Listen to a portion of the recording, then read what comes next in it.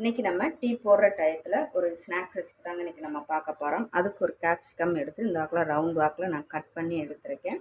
உருளைக்கிழங்கும் வேக வச்சு எடுத்துருக்கேங்க. அதுக்கு முன்னாடி சேனலை சப்ஸ்கிரைப் பண்ணுங்கள். நிறைய பேர் அன்சப்ஸ்கிரைபர் தான் பார்க்குறீங்க. ரெசிபியை பார்த்துட்டு அப்படியே விட்டுறீங்க. சேனலை சப்ஸ்கிரைப் பண்ணுங்கள், சப்போர்ட்டு பண்ணுங்கள். நமக்கு இன்னொரு சேனல் லஞ்ச் மன்னன் சேனல் இருக்குங்க, தேவிஸ் கிச்சன். அதில் பிரேக்ஃபாஸ்ட்டு, லஞ்ச் காம்போ, டின்னர் ரெசிபிலாம் கொடுத்துட்ருக்கேன். அதையும் பாருங்கள், யூஸ்ஃபுல்லாக இருக்குங்க. இப்போ இதில் தேவையான அளவுக்கு கடலை மாவு எடுத்துக்கோங்க. ஒரு பாத்திரத்தில் சேர்த்துக்கோங்க. இதில் 1 டீஸ்பூன் அளவுக்கு மட்டன் மசாலா, 1 டீஸ்பூன் மிளகாத்தூள், 1/4 டீஸ்பூன் மஞ்சள் தூள், இதில் கொஞ்சமாக கஸ்தூரி மேத்தி சேர்த்துக்கோங்க. தேவையான அளவுக்கு உப்பு, கொஞ்சமாக தண்ணி சேர்த்து கலந்து விட்டுக்கோங்க. இந்த அளவுக்கு கட்டி இல்லாமல் கரைச்சி எடுத்துக்கோங்க. இப்போ நம்ம உருளைக்கிழங்க மசிச்சு விட்டுக்கலாங்க. ஒன்றும் கைட்டை மசிச்சு விட்டுக்கோங்க, இல்லைன்னா இந்த மாதிரி தேங்காய் துருவி இருந்தால் துருவி விட்டு எடுத்துக்கோங்க. இப்போ உருளைக்கிழங்கு துருவி எடுத்தாச்சு. இப்போ கட் பண்ண வெங்காயத்தையும் சேர்த்துக்கோங்க. அது கூட காரத்துக்கு மிளகாய், கொஞ்சம் மல்லி இலை, கொஞ்சம் கருவேப்பிலை, தேவையான அளவுக்கு உப்பு சேர்த்துக்கோங்க. 1/4 டீஸ்பூன் மஞ்சள் தூள் சேர்த்துக்கோங்க.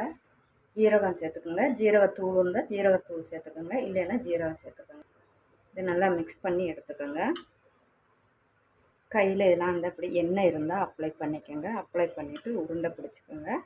கட்லட் ஷேப்புக்கு நீங்கள் பிடிச்சி எடுத்துக்கோங்க.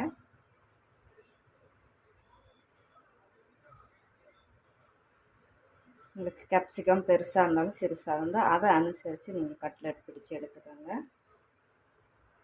இப்போ ஒரு கேப்சிகம் எடுத்துக்கோங்க. அந்த அளவுக்கு நீங்கள்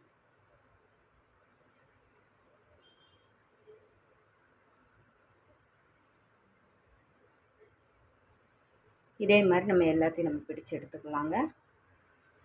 இப்போ நம்ம எல்லாமே கட்லட் ஷேப்புக்கு பிடிச்சி எடுத்தாச்சுங்க. இப்போ இந்த மாவுலேயும் நம்ம இதே போல் இப்போ இந்த மாவில் டிக் பண்ணி நம்ம பொரித்து எடுத்துக்கலாங்க.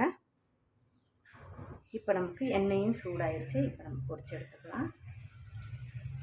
இப்போ நமக்கு போட்டவனே திருப்ப வேண்டாம், ஒரு 2 நிமிஷம் வேகும். நம்ம திருப்பி போட்டு எடுத்துக்கலாம்.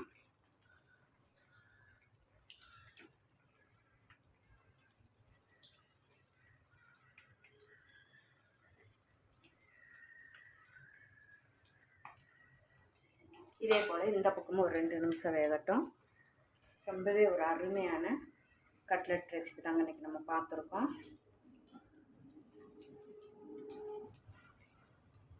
எப்பயும் ஒரே மாதிரி கட்லட் செஞ்சு கொடுக்காம இது போல் ஸ்கூல் விட்டு வர்ற குழந்தைகளுக்கு கட்லட் செஞ்சு கொடுங்க. ரொம்பவே சுவை டேஸ்ட்டாக அருமையாக இருக்குங்க. இந்த மாதிரி உருளைக்கிழங்கு பிடிக்கிற குட்டீஸ்களுக்கு இப்படி டிஃப்ரெண்ட்டாக கொஞ்சம் டேஸ்ட்டாக செஞ்சு கொடுங்க. இது போல் ரெசிபி வேணால் கமெண்டில் தருங்க. நிறையா பேர் அன்சப்ஸ்கிரைப் பார்க்குறீங்க. ரெசிபிலாம் யூஸ்ஃபுல்லாக இருந்தால் லைக் பண்ணுங்கள், கமெண்ட் பண்ணுங்கள், டேஸ்ட்டு குக்கை சப்ஸ்கிரைப் பண்ணுங்கள். தேங்க்யூ.